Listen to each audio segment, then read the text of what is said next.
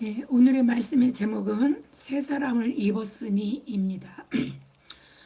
사도 바울은 로마서 5장에서 죄가 많은 곳에 은혜가 더욱 넘치게 되었다라고 말하고 있습니다. 그렇습니다. 우리가 죄에 대해 깨닫게 되면 될수록 하나님의 은혜는 거기에 비례해서 더욱 넘치는 것을 경험할 수 있게 됩니다. 아, 죄를 깨닫는 것, 죄를 지을 수밖에 없는 존재라는 사실을 인식하는 것은 하나님의 은혜로 살아가기에 아, 반드시 필요한 그 전제 조건이라고 할 수 있습니다. 여기서 죄는 인간 사회에서 윤리적, 도덕적으로 저지른 죄를 말하는 것이 아닙니다. 우리의 근원적인 죄인데 이 근원적인 죄는 우리를 지으신 하나님과의 관계 속에서 있는 것입니다. 창세기에서 죄가 어떻게 시작되었는지 잘 설명해 줍니다. 하나님이 인간에게 자유의지를 주셨습니다. 그것은 그것 가지고 탓하는 사람이 많이 있습니다. 아니, 애초에 자유의지를 주지 않았으면 죄를 짓지 않을 텐데 죄를 자유의지를 줘서 죄를 짓게 만들었다. 왜 그랬습니까? 하나님이 사랑이시기 때문에 그렇습니다. 하나님이 자유의지를 주었을 때 인간에게 죄가 올 거라는 것을 알지 못하는 것은 아닙니다. 그러나 죄보다 더 큰 것은 하나님의 사랑입니다. 사랑으로 말미암아 인간이 하나님과 사랑할 수 있는 대상, 사랑하며 살 수 있도록 하나님의 형상으로 지음받아서 자율적으로 그 사랑에 반응하고 살 수 있게끔 그렇게 한 겁니다. 로봇으로 만든 게 아닙니다. 자유의지는 선택입니다. 그래서 강제로 입력해 놓고 로버트처럼 입력해 놓고 사랑하라 라는 걸 입력하면 사랑만 계속하는 그런 게 아니라 자유의지로 사랑하지 않을 수 있는데도 불구하고 자기 의지로 사랑함으로써 진정한 사랑의 온전한 사랑, 이것들을 하나님과 관계 속에서는 온전하지 않는 건 없습니다. 하나님과의 사랑은 온전한 사랑이어야 합니다. 그 사랑을 할 수 있기 위해서 자유의지를 하나님이 주신 것입니다. 자유의지는 그래서 선택이고, 선택은 사랑이라고 할 수 있습니다. 자유의지는 하나님을 자발적으로 사랑하기도 하지만 하나님을 거스르게 할 수 있는 선택인 것입니다. 하나님의 사랑은 당신을 거스르게 할 수 있는 위험성조차 막을 수 없는 것입니다. 그 사랑을 사도 바울은 이렇게 말합니다. 로마서 8장 35절에서 39절입니다.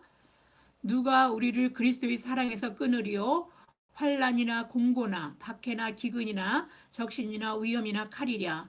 기록된 바 우리가 종일 주를 위하여 죽임을 당하게 되며 도살당할 양같이 여김을 받았나이다 함과 같으니라. 그러나 이 모든 일에 우리를 사랑하시는 이로 말미암아 우리가 넉넉히 이기느니라. 내가 확신하노니 사망이나 생명이나 천사들이나 권세들이나 현재일이나 장래일이나 능력이나 높음이나 깊음이나 다른 어떤 피조물이라도 우리를 우리 주 그리스도 예수 안에 있는 하나님의 사랑에서 끊을 수 없으리라. 그리스도인들은 하나님의 이와 같이 놀라운 크신 사랑을 맛보아 아는 자들입니다. 그래서 그 사랑 안에 살아가는 자들이라고 할 수 있습니다. 이 사랑을 하나님을 알지 못하는 자들은 알지 못하죠. 하나님이 인간에게 자유의지를 주면서 하나님과 사랑하면 살아가는 사랑의 그 대상임에도 불구하고 인간이 주체 파악을 하지 못하고 자신이 하나님이 되려고 하는 것에서 죄가 시작되었습니다. 하나님은 창조주이고 인간은 피조물입니다. 죄는 그 주객이 전도되는 죄의 속성에는 주객이 전도되는 어떤 그런 속성이 있습니다. 그래서 피조물인데 창조물이 되고자 하는 거죠. 그 자기가 창조물을 같아지고 싶은 하는 겁니다.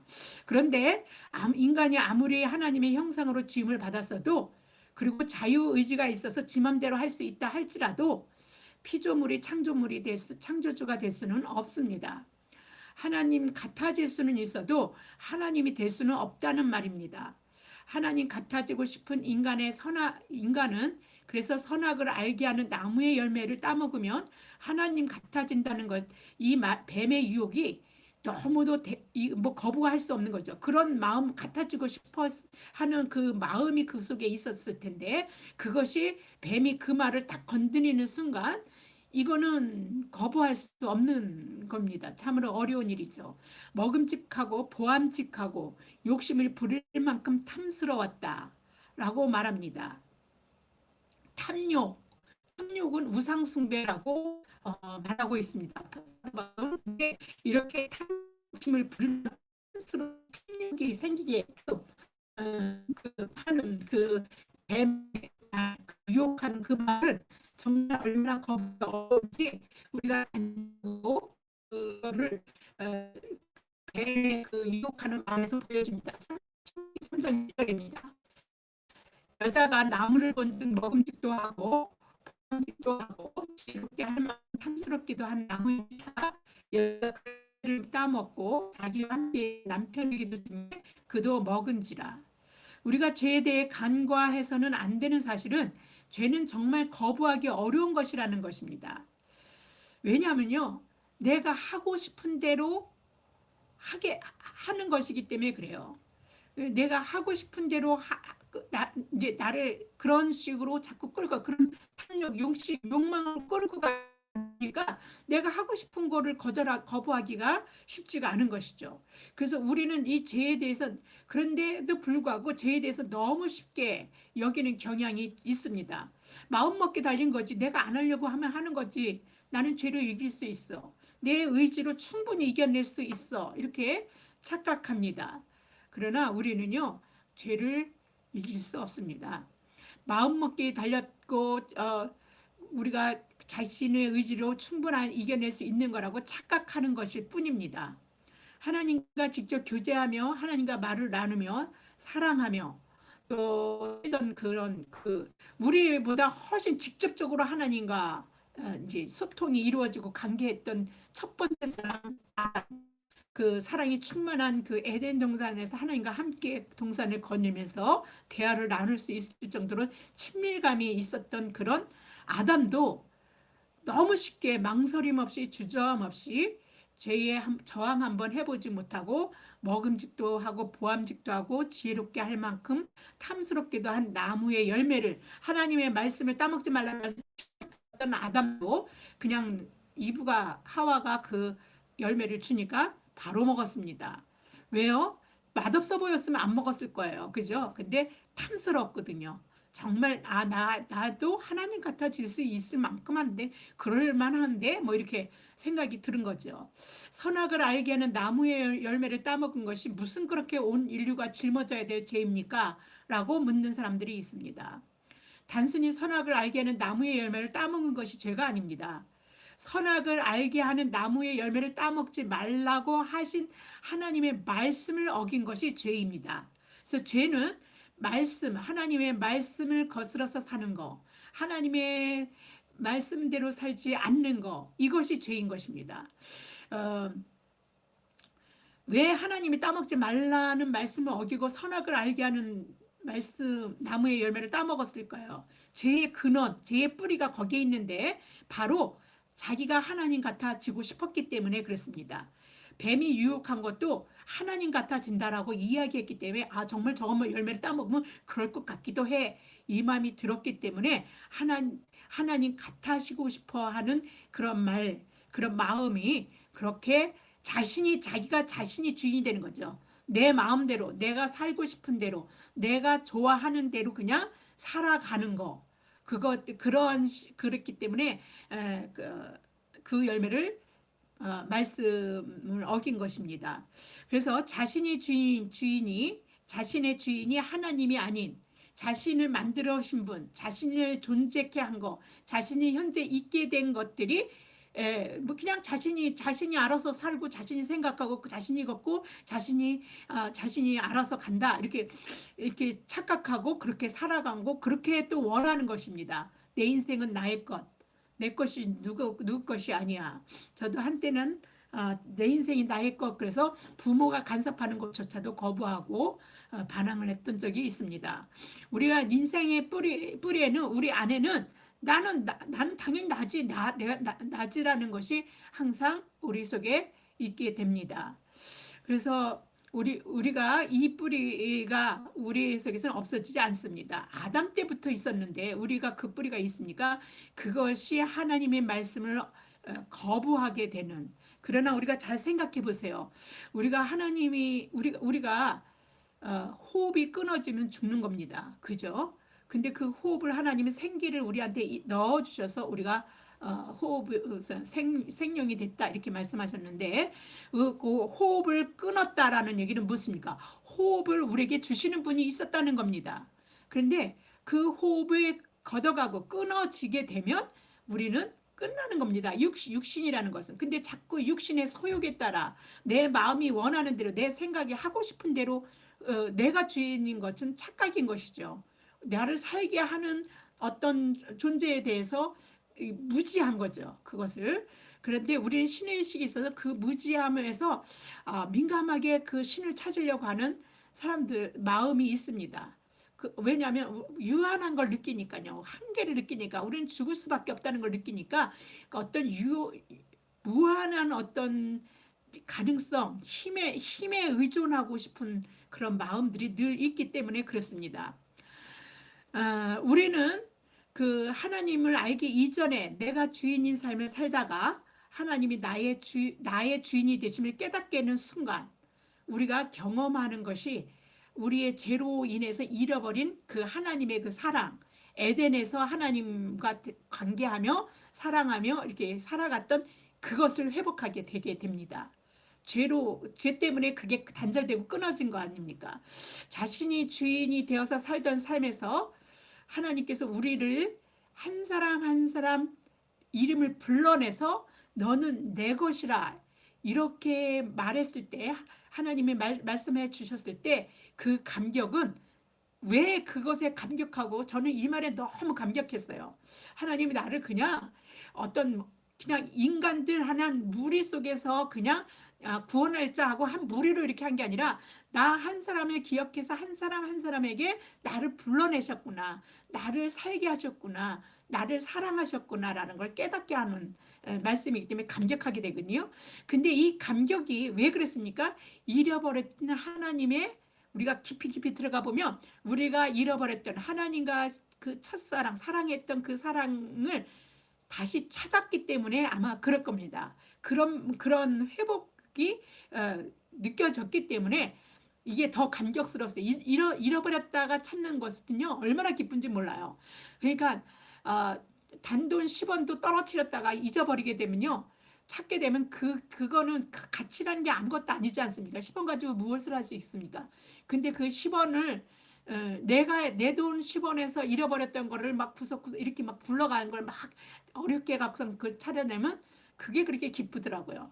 그런데 하나님의 사랑은 오죽하겠습니까? 무가치한 거, 아무것도 할 수 없는 10원의 가치 가지고도 찾으면 기쁜데 하나님의 놀라운 생명이신 그 하나님의 사랑이 우리 가운데서 찾아질 때 그거는 놀라운 것입니다.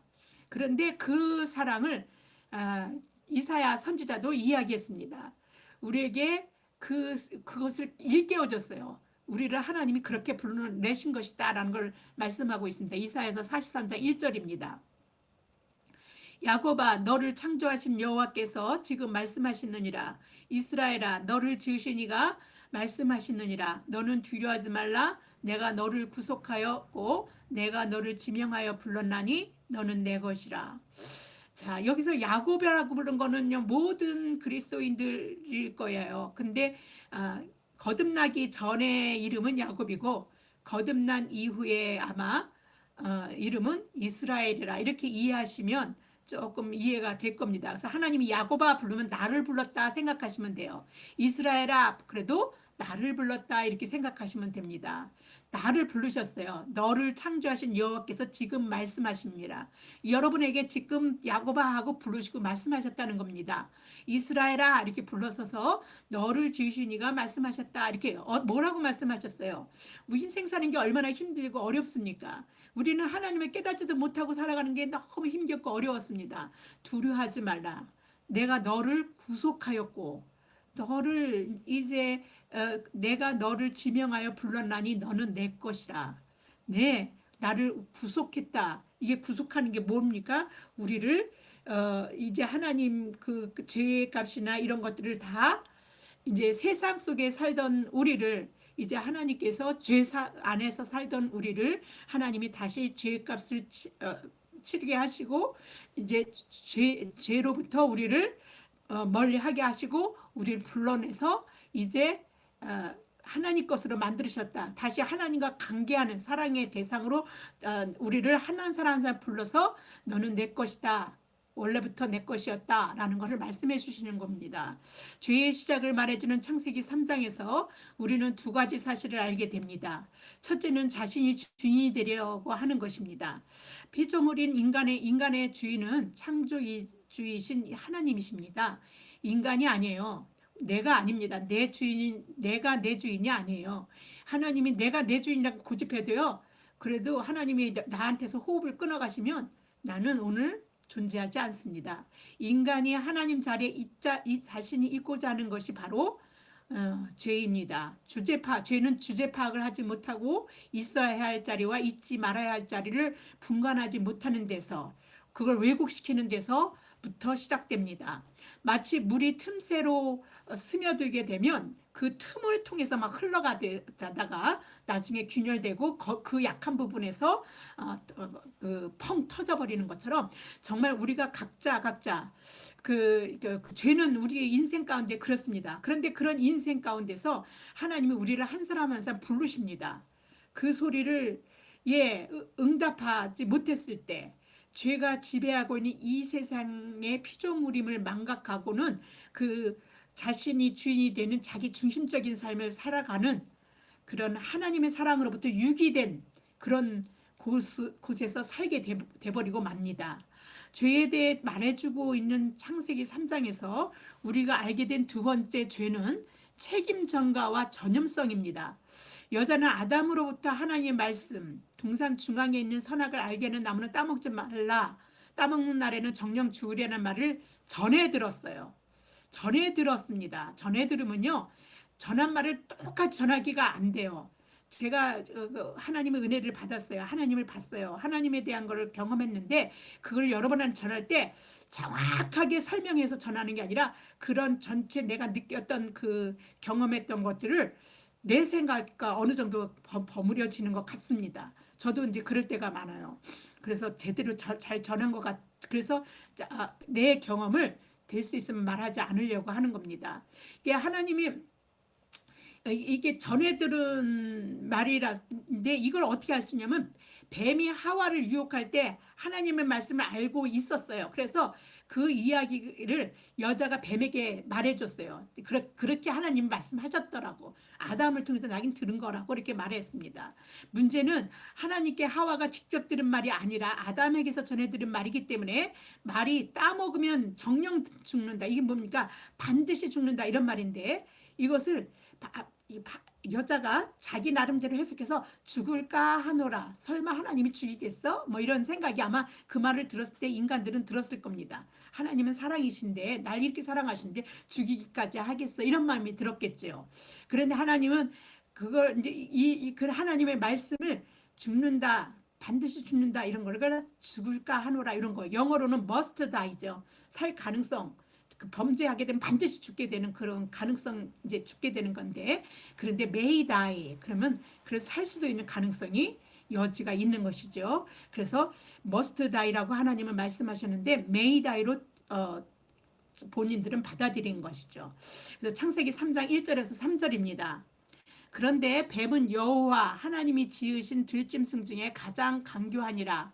뱀이 여자에게 물어 이르되 하나님이 참으로 너에게 동산 모든 나무의 열매를 먹지 말라 하더냐. 여자가 뱀에게 말하되 동산 나무의 열매를 우리가 먹을 수 있으나 동산 중앙에 있는 나무의 열매는 하나님의 말씀에 너희는 먹지도 말고 만지지도 말라. 너희가 죽을까 하노라 하셨느니라. 전하는 말은요. 덧붙이거나 의미를 희석시키거나 어떻든 간에 본래의 말의 의미를 어떻든 왜곡시킵니다.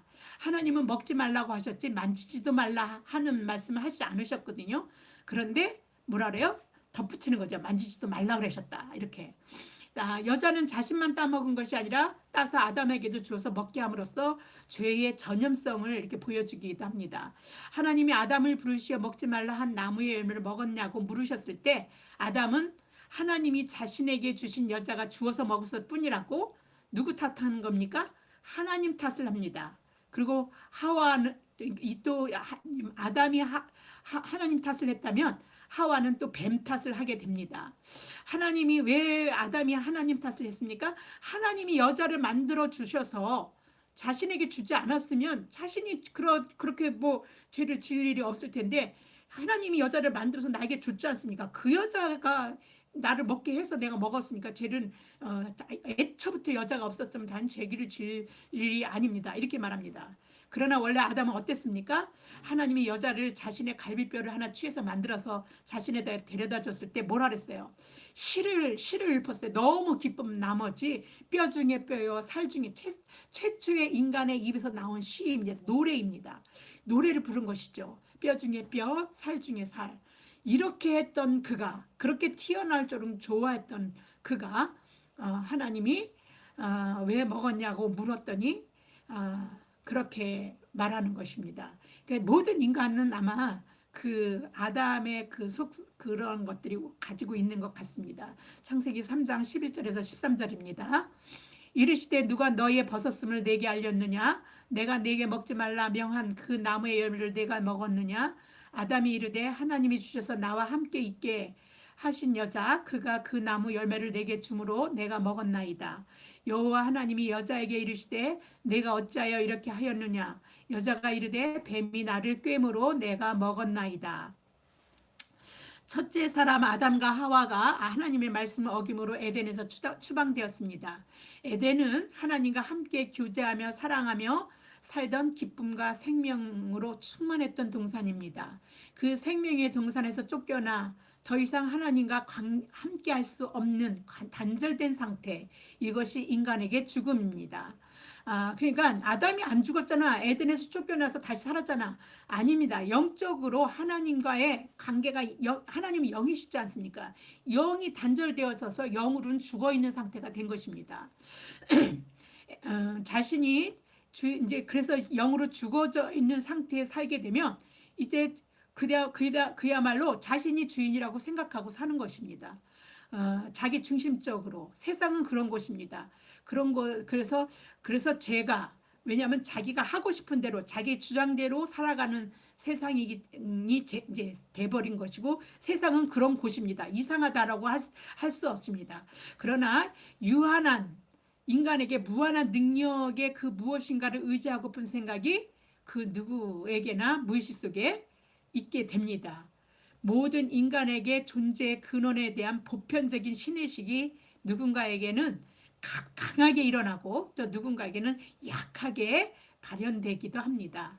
바울은 2차 선교 여행 중에 아덴에 갔다가 알지 못하는 신에게라고 새긴 단을 보고서 아덴은 아테네죠. 지금은 아테네를 아덴이라 그러는데 아덴 사람들에게 하나님을 전하는 말을 하게 됩니다. 이 알지 못하고 신에게 우리가 그 근원적인 신, 우리의 존재가 있게 하셨던 그 신의 이름도 알지 못하고 누군지도 모르잖아요. 그러니까 그거의 의식은 있는데 누군지 모르니까 그렇게 그 신을 했는데 이 신이 누군지를 설명하는 거죠. 종교가 없는 사람에게도 누구에게나 알지 못하는 신이라는 종교심이 있는 것입니다. 그런 갈증, 갈망 뭐 이런 것이죠. 그런 신을 찾고자 하는 마음이 있는 겁니다. 사람들의 존재의 근원이 되시지만 알지 못하거나 깨닫지 못하고 살아가는 사람들에게 알지 못하는 신이 천지의 주제이신 하나님이심을 사도 바울이 전하는 겁니다. 사도행전 17장 22절에서 25절입니다. 바울이 아레오바고 가운데 서서 말하되 아덴 사람들아 너희를 보니 범사에 종교심이 많도다. 내가 두루 다니며 너희가 위하는 것들을 보다가 알지 못하는 신에게라고 새긴 단도 보았으니 그런즉 너희가 알지 못하고 위하는 그것을 내가 너희에게 알게 하리라. 너희가 알지 못하고 위하는 그건 뭡니까? 하나님에 대해서 말해주겠다 이런 뜻이겠죠. 우주와 그 가운데 있는 만물을 지으신 하나님께서는 천지의 주제시니 예, 천지의 주제, 천지가 있게 하신 분, 천지를 돌아가게 하는 분, 천지가 그분 손 안에 있는 것, 그분은 그분이 천지를 지은 거지 천지 사람이 그분을 지은 게 아니거든요. 그래서 손으로 지은 전에 계시지 않고 온 우주 만물을 충만히 이렇게 채우시는 분이시지 않습니까? 또 무엇이 부족한 것처럼 사람의 손으로 섬김을 받으시는 것이 아니니 이는 만민에게 생명과 호흡과 만물을 친히 주시는 이심이라. 그러니까 네가 스스로 알아서 사는 것 같지만 그 생명 하나님이 걷어가면 너는 존재하지 않아. 이런 것이죠. 우리는 지금 착각하고 사는 거예요. 내가 산다 하고 사는 거잖아요. 근데 사는 게 내가 사는 게 아니라 하나님이 오늘 당장 우리의 호흡을 끊으시면 우리는 죽는 것입니다. 그분이 하나님이시라는 겁니다. 만물을 친히 생명과 호흡과 만물을 주시는 분. 만물 뭐예요? 내가 지금 누리고 쓰는 거 이런 거 하나님이 허락하시지 않으면 내가 쓰고 줄이고 누리는 게 아니라는 겁니다. 내 옆에 사랑하는 남편, 자녀들 다 하나님께서 허락해서 내가 지금 함께 하고 있고 누리는 것이라는 겁니다. 만민에게 생명과 호흡과 만물을 친히 주시는 천지의 주제이신 하나님과 우리는 단절된 세상에서 살고 있습니다. 죄인인 우리 인간이 죄의 문제를 해결할 길은 이제 없습니다. 단절된 세상에서 그와 같은 그 죽을 수밖에 없는 그런 이 세상에 살면서 죄의 문제, 우리는 죄를 지은 죄인이 죄의 문제를 해결할 수 있는 방법이 죄를 이제 그 값을 치르는 건데 인간이 구원을 받도록 사랑이신 하나님이 손수 죄의 문제를 죄가 없는 사람이 죄값을 내주고 이렇게 치러야 되겠는데 그렇게 하기 위해서 독생하신 아들을 세상에 보내셔서 죄값을 치르게 하셨습니다. 요한복음 3장 16절에서 17절입니다. 하나님이 세상을 이처럼 사랑하사 독생자를 주셨으니 이는 그를 믿는 자마다 멸망하지 않고 영생을 얻게 하려 하심이라. 하나님이 그 아들을 세상에 보내신 것은 세상을 심판하려 하심이 아니요 그로 말미암아 세상이 구원을 받게 하려 하심이라. 네. 하나님이 독생하신 아들 예수 그리스도를 믿는 자마다 멸망하지 않고 영생을 얻게 하셨기 때문에 우리는 영생하도록 있는 생명을 저 하늘에서뿐만 아니라 지금 여기서도 누리며 살게 되었습니다. 그런데 그냥 우리가 그렇게 된 게 아니라 예수 그리스도를 통해서 믿음으로 말미암아서 이걸 알게 됐고 누리게 되는 것입니다. 그래서 썩고 부패한 땅의 것에서 우리는 생명을 얻을 수도 없고 찾을 수도 없습니다. 우리의 생명은 그리스도와 함께 하나님 안에 감추어져 있고 그리스도의 재림으로 우리도 그리스도의 모습과 같이 영광스러운 부활의 몸으로 변화될 것이기 때문에 그렇습니다. 그리고 우리는 그것을 믿고 있고 그것을 전혀 의심하지 않게 됩니다. 내 힘입니까? 아닙니다. 하나님이 그런 생각을 우리 믿음 가운데 믿음으로 반응하는 우리 가운데 생각을 주셨기 때문에 그렇습니다. 골로새서 3장 3절에서 4절에서 그 말씀을 하고 계십니다. 이는 너희가 죽었고 너희 생명이 그리스도와 함께 하나님 안에 감추어졌음이라. 우리 생명이신 그리스도께서 나타나실 그때에 너희도 그와 함께 영광 중에 나타나리라. 그리스도인들은요 이와 같은 소망으로 세상을 살아가는 자들입니다. 그리스도인들은 죄가 사망 안에서 왕노릇하는 세상에서 살았지만 그래 이제는 예수 그리스도를 말미암아 이제 의롭게 되었죠. 그래서 그 의로 말미암아 왕노릇하는 영생을 살게 된 것입니다. 그 말을 로마서 5장 21절이 말하고 있습니다. 이는 죄가 사망 안에서 왕노릇한 것 같이 은혜도 또한 의로 말미암아 왕노릇하여 우리 주 예수 그리스도로 말미암아 영생에 이르게 하려 함이라. 오늘 우리의 제목이 뭡니까? 새 사람을 입었으니 제가 죄에 대해서 쭉 얘기했잖아요. 이 세상에 죄 가운데 살아가는데 우리가 이제 어떤 사람입니다. 옛사람 이게 내 죄 때문에 우리가 이 세상에 살 때 우리가 어떤 생각입니까? 나 좋은 대로 나 중심대로 내 인생은 나의 것 내가 나 중심으로 살아가는 그런 삶을 세상이 그런 것이고 우리는 그렇게 육신의 소욕에 그 마음에 따라서 그냥 그 주장하는 대로 살아가는 것입니다. 그렇죠? 그런데 그러는 것에서 이제 우리가 어떻게 될까? 예수 그리스도 있고 우리를 우리를 통치하고 우리를 주장하도록 그렇게 살아가는 거를 내 욕심의 소욕, 내 마음이 가는 대로 사는 옛사람을 벗고 그다음에 새 사람을 입은 것입니다. 그러니까 새 사람을 입었으니 그러니까 우리는 이제 새 사람을 입은 사람입니다. 그러면 이제 그런 이야기에서 새 사람을 입었으니라는 말이 사도 바울은 하고 있는 것입니다. 로마서 에서 5장 21절에서는 바로 그 얘기죠. 더 이상 제가 주장하는 세상의 방식의 삶을 살아서는 그래서 안 되는 것입니다. 왜요? 옛사람 세상 방식으로 삶을 우리 제가 주장하는 그 방식으로 살았던 우리가 이제는 새 사람을 입었으니까 이제 그 방식으로 살면 안 되는 거죠. 제가 주장하는 세상 방식의 옛사람을 사도 요한은 다음과 같이 규명합니다. 요한일서 2장 16절입니다. 이는 세상에 있는 모든 것이 육신의 정욕과 안목의 정욕과 이생의 자랑이니 다 아버지께서 온 것이 아니오. 이거 아버지께로부터 온 게 아니라는 겁니다. 세상으로부터 온 것이라. 우리는 다 그렇게 사는 거예요. 아버지께로서 온 게 아니라 세상으로부터 온 것, 육신의 정욕, 안목의 정욕, 이생의 자랑, 이 방식대로 그거에 이끌려서 살아가는 세상 방식의 옛사람, 이것을 벗어 번지고 이제 아버지께로부터 온 새 사람을 입는 것이 그리스도인이 되는 것입니다. 그리스도인들은 예수 그리스도로 말미암아 세례를 통해서 이거를 의식으로 표현하는 겁니다. 그렇게 이제는 죄에 대해서는 죽고 의에 대해서 산 자들로 선언하고 선포하는 것입니다. 그래서 그게 우리 믿음으로 그걸 고백하는 것뿐만 아니라 의식으로 물속에 들어가서 죽음을 의식하고 옛사람의 죽음을 얘기하고 다시 물속에서 나옴으로써 어떻게 하는 거예요? 옛날에는 침례 세례였는데 그렇게 함으로써 다시 하나님으로부터 그리스도와 함께 살리심을 입은 새 사람을 입게 되는 것입니다. 이제 방식이 하나님의 방식으로 살아가는 겁니다. 하나님의 이끄심으로 하나님 생명의 방식으로 살아가는 것이지요. 육신의 소욕에 따라 사는 것이 아니라 성령의 이끄심에 따라 살아가게 되는 것입니다.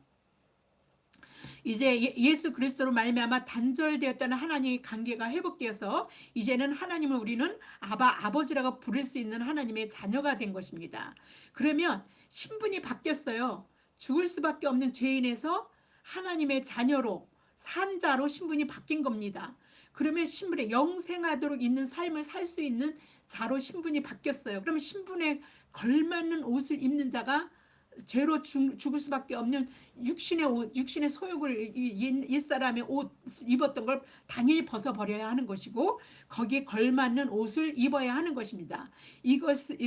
여전히 옛사람의 옷을 입고 있을 수는 없습니다. 그래서 예수 그리스도를 믿음으로 말미암아 의로워진 우리가 죄인이 되었을 때 입었던 죄수복인 옛사람은 벗어버려야 하는 것입니다. 이제 의로워진 새 사람, 그것을 입어야 하는 것입니다. 의로워진 새 사람과 옛사람의 죄된 옛사람이 어떤 것인지를 오늘 말씀 속에서 계속 이야기하고 있습니다. 어떻든 간에 우리는 세례를 통해서 그리스도와 합하여서 이 죄된 옛사람을 십자가에 못 박아 죽이고 그리스도와 합하여 새 사람으로 다시 살리심을 받은 자들입니다. 그 얘기가 로마서 6장 6절에서 11절에 나와 있습니다. 좀 길긴 하지만 이 구체적인 내용을 잘 바울이 설명하고 있기 때문에 그 말을 여러분에게 전하겠습니다. 우리가 알거니와 우리의 옛사람이 예수와 함께 십자가에 못 박힌 것은 죄의 몸이 죽어 다시는 우리가 죄에게 종노릇하지 아니하려 함이니 이는 죽은 자가 죄에서 벗어나 의롭다 하심을 얻었음이라. 만일 우리가 그리스도와 함께 죽었으면 또한 그와 함께 살 줄을 믿노니 이는 그리스도께서 죽은 자 가운데서 살아나셨음에 다시 죽지 아니하시고 사망이 다시 그를 주장하지 못할 줄을 알미로다. 그가 죽으심은 죄에 대하여 단번에 죽으시며 그가 살아계심은 하나님께 대하여 살아계심이니 이와 같이 너희도 너희 자신을 죄에 대하여는 죽은 자요 그리스도 예수 안에서 하나님에 대하여는 살아있는 자로 여길지어다. 이렇게 하는 거죠. 죄에 대하여 죽은 자요 그리스도 예수 안에서 하나님에 대하여서 살아있는 자를 여기며 살아가기 위해서 사도 바울은 땅에 있는 지체를 죽이고 옛사람과 그 행위를 벗어버리라고 말합니다. 그 땅에 있는 지체 옛사람의 행위가 어떤 것인지 잘 나타나 있습니다. 우리가 그걸 벗어버렸으면 이런 것들을 우리 삶 속에서 드러내면 안 됩니다. 이미 벗어버렸기 때문에 그것이 무엇인지 보겠습니다. 골로새서 3장 5절에서 9절입니다. 오늘 본문에 나와 있는 거죠. 그러므로 땅에 있는 지체를 죽이라. 이 땅에 있는 지체가 에서 행하게 되는 것들이 구체적으로 뭐냐면 곧 음란과 부정과 사욕과 악한 정욕과 탐심이니 탐심은 우상 숭배니라. 여기 나오죠. 그 우리 속에 그 탐심이 있어요. 욕심이 있죠. 내 뜻대로 하고 싶어 하는 거. 이게 다 우상 숭배라고 얘기합니다. 이것들은 말미암아 하나님의 진노가 임하느니라. 너희도 전에 그 가운데 살 때에는 그 가운데서 행하였으나 이제는 너희가 이 모든 것을 벗어버리라. 곧 분함과 노여움과 악의와 비방과 너희 입에 부끄러운 말이라. 예, 너희가 서로 거짓말을 하지 말라. 옛사람과 그 행위를 벗어버리고 이런 음란 부정 사욕 악한 정욕 탐심 이런 것들에서 나오는 행위들이 뭐냐면 분함 노여움 악의 비방 막 이런 거죠. 거짓말 막 이런 겁니다. 바울이 근데 여기에 열거하고 있는 버려야 할 옛 방식의 행동들에서 이 음란과 부정과 사욕과 악한 정욕과 탐심 이런 것들은 성에 관한 것이고 분함과 노여움과 악의와 비방과 거짓말은요 모두 말에 관한 것이에요.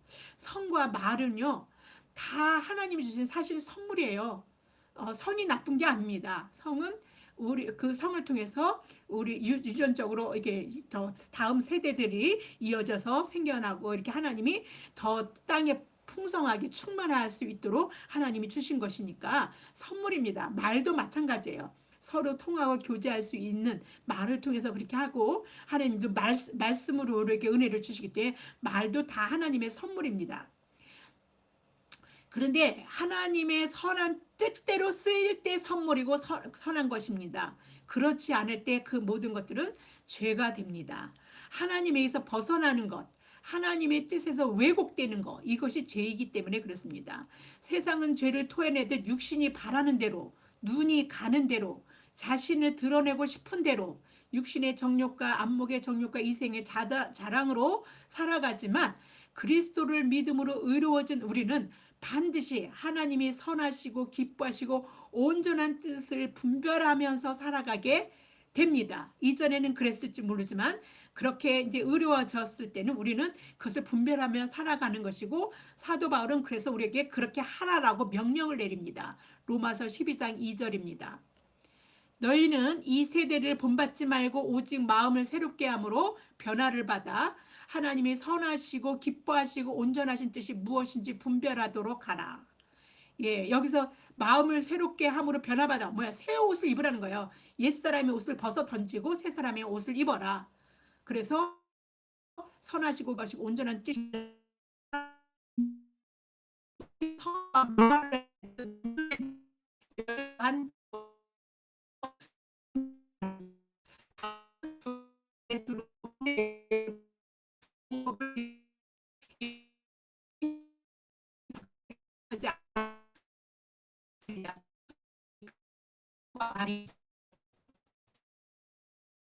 방법은 명백하고 그런 말한다. 그런 것들에 다가간 부드럽고 비론적인 접근 방법은 없다. 그것들을 계속 개선 가능성이 있는 일로 생각해서는 안 된다. 그것들은 음식이나 음료를 오염시키지 못하도록 지가 말아야 할 핵심과 같다. 그렇게 안 된다. 그것들을 죽여야 한다. 되게 단호하죠. 바울 이런 마음이라는 것을 이렇게 강력하게 우리에게 얘기해 줍니다. 그러니까 이런 성과 말로 이게 선하게 쓰이는 게 아니라 죄에 오용된 남용한서 죄가 되도록 쓰여지는 이런 것들은요 어떻게 해야 되는 거예요? 이게 우리 조금만 이렇게 단호하게 완전히 없애야 된다. 이거를 뭐라냐면 십자가에 못 박아 죽여야 한다. 이런 말하고 같은 것입니다. 그래서 그 말을 사도 바울도 많이 했어요. 십자가에 못 박아 죽었다. 옛사람은 죽었다. 새 사람이 다시 그리스도와 함께 살았다. 이런 말이요. 그게 어디나 육신에 따라 살던 옛사람은 십자가에 못 박고 예수 그리스도를 믿는 믿음 안에서 살아간다. 살아가라. 이렇게 우리는 그런 사람 존재다. 이렇게 말하고 있습니다. 갈라디아서 2장 20절을 볼까요? 사도 바울의 말입니다. 내가 그리스도와 함께 십자가에 못 박혔나니 그런즉 이제는 내가 사는 것이 아니요 오직 내 안에 그리스도께서 사시는 것이라. 이제 내가 육체 가운데서 사는 것은 나를 사랑하사 나를 위하여 자기 자신을 버리시는 하나님의 아들을 믿는 믿음 안에서 사는 것이라.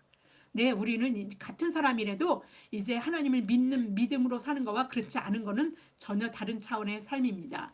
예수 그리스도를 믿는 믿음 안에서 살아가는 옛사람을 버리고 벗어버렸고 새 사람 그리스도를 옷 입는 자들이 우리들입니다. 그것을 갈라디아서 3장 26절에서 27절 보겠습니다.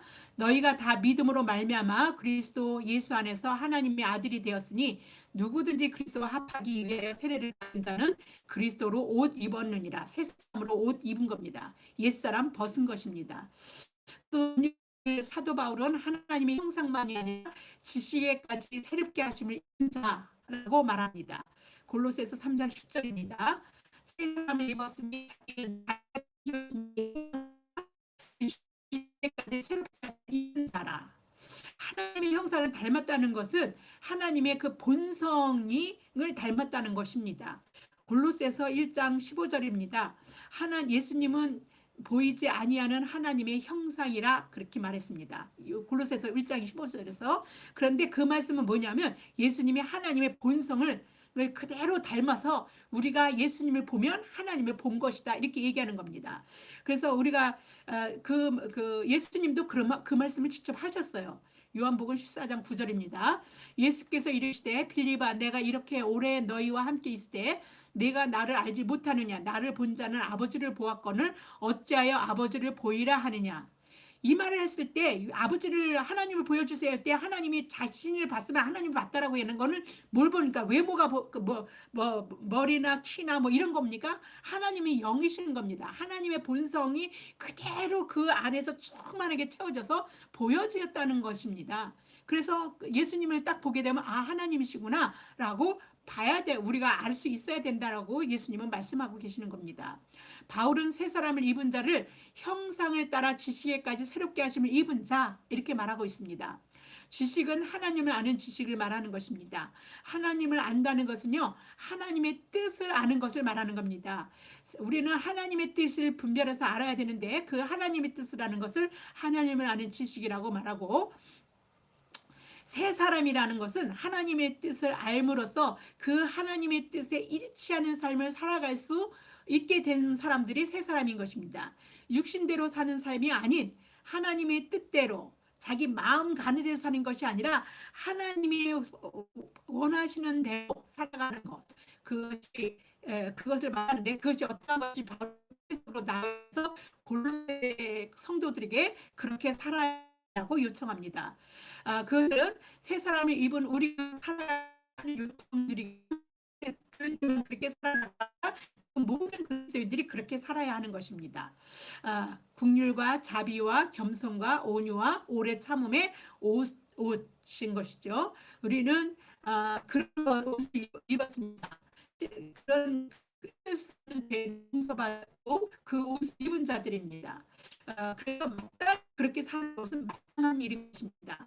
우리가 하나님 형상을 따라서 지식에까지 새롭게 하심을 입은 자라고 할 때 하나님의 본성이 우리 안에서 우리에게서 세상 쪽 가득 채워져서 그 형상이 우리를 보면 하나님의 세상이 볼 수 있게 우리 삶에서도 그렇게 돼야 되는 겁니다. 그 본성으로 지식의 분량, 예수 그리스도의 분량에까지 가득 이렇게 차져 있는 그러한 우리가 되어야 하는 것입니다. 그럴 때에 세상이 아는 것이 무엇일까요? 사랑을 보게 될 것입니다. 가득 채워졌을 때. 그래서 그 사랑을 보고 하나님이 사랑이시구나를 깨닫고 우리는 그런 하나님의 형상을 비추는 그 사랑을 비춰내는 반사체가 되는 것이죠. 요한일서 4장 7절에서 8절입니다. 사랑하는 자들아 우리가 서로 사랑하자. 사랑하는 자마다 하나님으로부터 나서 하나님을 알고 사랑하지 아니하는 자는 하나님을 알지 못하나니 이는 하나님은 사랑이심이라. 우리가 긍휼과 자비와 겸손과 온유와 오래 참음의 옷을 입고 아무리 용서하고 산다 할지라도요 사랑으로 이거를 온전하게 사랑이 없으면 아무것도 아니에요. 이것을 사랑이 있어야 이걸 다 온전하게 되어지는, 진짜 참 긍휼, 자비, 겸손, 온유, 오래 참음에 진짜 옷을 입은 것입니다. 그래서 사랑이 온전하게 매는 띠가 됐다라고 그렇게 이야기합니다. 더군다나 사도 바울은 몇 가지를 명령합니다. 그게 거기서 평강인데 그리스도께서 우리에게 주시는 평강을 말하고 있는 것입니다. 그러므로 우리 마음을 평강이 주장하게 하는 것은 그리스도께서 전적으로 우리의 삶을 맡기고 의지할 때 살아갈 수 있는 능력, 그럴 때 가능한 것이 평강인 것이거든요. 그 말씀은 요한복음 14장 27절에서 보겠습니다. 평강을 너에게 끼치노니 곧 나의 평안을 너에게 주노라. 내가 너에게 주는 것은 세상이 주는 것과 같지 아니하니라. 너희는 마음에 근심하지도 말고 두려워하지도 말라. 여기서 평안, 우리에게 평안에 대한 이야기를 해주고 계는데 하나님이 주시는 평안입니다. 언제 주십니까? 우리가 온전히 하나님에게 맡기고 살아갈 때 주시는 것이 평안입니다. 그래서 이제 이런 평안과 또 감사에 대해서 사도 바울이 이야기하는데, 감사 또한 새 사람을 입었으면 우리 입술에서 마땅히 불려져야 될 우리의 새 노래이기도 한 것입니다. 그것들을 알았다면 그것에 대한 전체적인 평강과 감사에 대해서 우리에게 요구하는 사도 바울의 말을 보겠습니다. 골로새서 3장 12절에서 15절입니다. 그러므로 너희는 하나님이 택하사 거룩하고 사랑받는 자처럼 긍휼과 자비와 겸손과 온유와 오래 참음을 옷 입고, 새 사람으로 옷 입으란 거죠. 누가 누구에게 불만이 있거든 서로 용납하여 피차 용서하되 주께서 너희를 용서하신 것 같이 너희도 그리하고, 이 모든 것 위에 사랑을 더하라. 이는 온전하게 매는 띠니라. 그리스도의 평강이 너희 마음을 주장하게 하라. 너희는 평강을 위하여 한 몸으로 부르심을 받았나니 너희는 또한 감사하는 자가 되라. 네, 그 평강을 너희 마음이 주장하게 하라. 어떻게 할 때요? 하나님에게 완전히 맡기는 삶을 살았을 때만 우리에게 평강이 우리 마음을 주장할 수 있게 되거든요. 그게 비법입니다. 우리가 평강을 이룰 수 있는. 네, 조금이라도 내 인간 예능으로 뭘 해보려고 하는 데서는 평강은 없습니다. 불안이 있고 두려움이 있는 것뿐이죠. 그래서 이렇게 우리에게 평강이 있을 때, 이것은 하나님이 주신 거니 그런 평강을 누리고 살아갈 때 우리가 우리 입술에서 어떻게 하나님 앞에 감사하지 않을 수 있는 모든 것을 감사할 수 있게 되는 거죠. 그래서 감사하는 자가 되라고 이렇게 이야기하는 것입니다. 우리는 예수 그리스도로 말미암아 새 사람을 입었습니다. 그 이름으로 우리는 구원을 받은 사람입니다. 예수 그리스도의 이름으로 구원을 받은 사람입니다. 사도행전 4장 12절에서 말합니다. 다른 이로서는 구원을 받을 수 없나니 천하 사람 중에 구원을 받을 만한 다른 이름을 우리에게 주신 일이 없으리라 하였더라. 새 사람을 입은 우리는 무슨 말에서 무슨 일에서나 다 주의 예수의 이름으로 그래서 해야 되는 겁니다. 그 이름으로 구원을 받았으니까 그 이름이 우리에게 능력이고 그 이름으로 우리는 하는 겁니다. 다른 어떤 이름이 우리에게 있습니까? 다른 이름으로, 내 이름으로 내가 뭔가를 하려고 하는 것처럼 그거처럼 우매한 게 무엇이 있겠습니까? 여지껏 우리가 말씀을 듣고 알았는데 이제는 예수 그리스도인들은요, 모든 무엇을 하든지 예수 그리스도의 이름으로 하고 그리스도 이름으로 말해야 하는 겁니다. 우리가 말이나 모든 행함에 있어 다 주의 이름으로 할 때 그것이 우리가 옛사람을 벗어버린 사람이고 새 사람의 참모습을 입은 사람이 되는 것입니다. 그 사람의 마음은 감사로 입에서는 시와 찬미와 신령한 노래로 하나님을 찬양하는 자가 될 것입니다. 세번역 성경으로 사도 골로새서 3장 16절에서 17절의 말씀으로 예배를 마치겠습니다. 설교를 마치겠습니다. 세번역 성경 골로새서 16장 17절을 보겠습니다. 그리스도의 말씀이 여러분 가운데 풍성히 살아있게 하십시오. 감사한 마음으로 시와 찬미와 신령한 노래로 여러분의 마음에 마음을 다하여 찬양하십시오. 그리고 말이든 행동이든 무엇을 하든지 모든 것을 주 예수의 이름으로 하고 그분에게서 힘을 얻어서 하나님 아버지께 감사를 드리십시오. 네, 기도하겠습니다. 참 좋으신 하나님 아버지 감사합니다. 우리는 그리스도 옷을 입은 사람들입니다. 그렇게 그리스도로 새 옷을 입게 하신, 새 사람이 되게 하신 아버지 하나님께 감사를 드립니다. 새 사람으로서 그 옷에 걸맞는 긍휼과 자비와 겸손과 오래 온유와 오래 참음과 거기에 용서를 하고 더하여 사랑을 온전히 매는 온전하게 띠를 매게 하여 주셔서 그렇게 하시고 우리 마음의 평강으로 우리 마음을 주장하여 주셔서 날마다 우리 입술에서 감사의 새 노래가 불러질 수 있도록, 그리고 우리가 무슨 말에서나 무슨 일에서나 항상 예수 그리스도의 이름으로 하며 새 사람답게 살아가도록 성령님께서 우리 안에 내주하여 주시고 우리를 주장하여 주시고 우리를 인도하여 주시옵소서. 이 모든 말씀 우리 주 예수 그리스도 이름 받들어 감사하며 기도드립니다. 아멘.